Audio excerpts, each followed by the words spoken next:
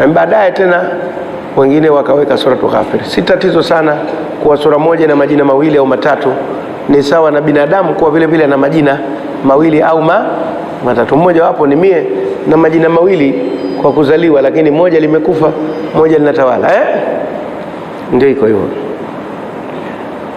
Walaqad arsalna Musa, na kweli hakika tulimtuma Musa.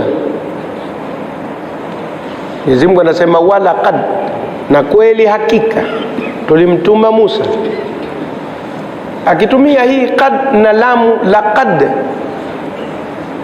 Anatia msisitizo mkubwa sana kwamba asitie shaka mtu yoyote kuwa Musa alayhi salam alitumwa na Mwenyezi Mungu. Hakutumwa na shetani wala hakujituma kwa nafsi yake.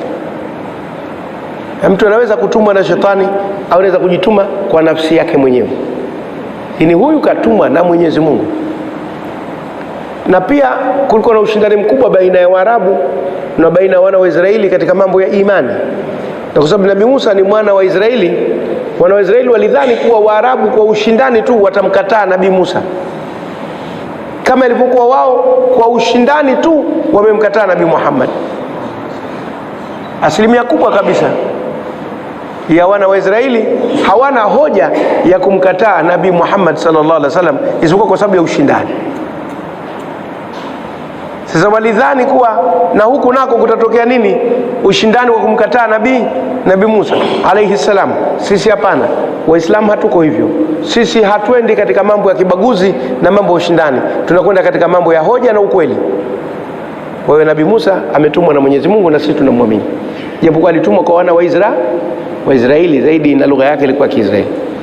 Walaqad arsalna Musa, na kweli hakika tulimtuma Musa. Hakujituma mwenyewe wala hakutumwa na shetani, katumwa na Mwenyezi Mungu kwenda kwa ulimwengu kuwaambia yale ambayo Mwenyezi Mungu anataka yafanywe na yale ambayo Mwenyezi Mungu anataka yaachwe, ili watu wafate mwongozo unaotaka yeye Mwenyezi Mungu katika maisha yao ya dunia.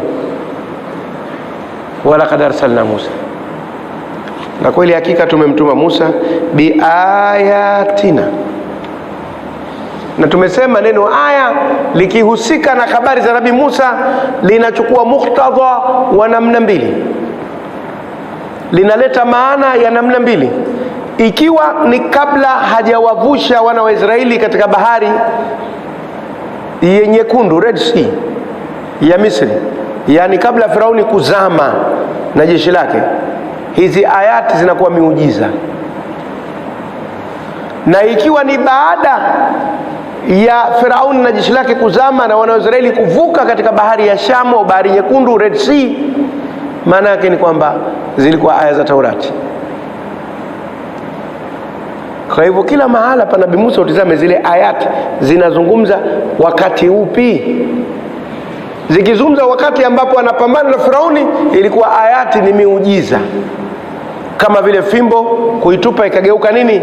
Nyoka, au kutia mkono kwenye mbavu au kwapa ukatoka mweupe unang'ara, au wale watu wa nyumba kubwa ya Firauni ikawa maji wanaweka kwenye mitungi yao wakitaka kuimimina yanageuka damu, au vyura, au magonjwa ya tauni ambayo yalikuwa yanasababishwa na mdudu anaitwa kunguni. Hayo yote yalikuwa ni muujiza. 9 ayatin bayinatin, ziko 9. Lakini baada ya kuvuka na Firauni kuangamia, aya zikawa maana yake nini?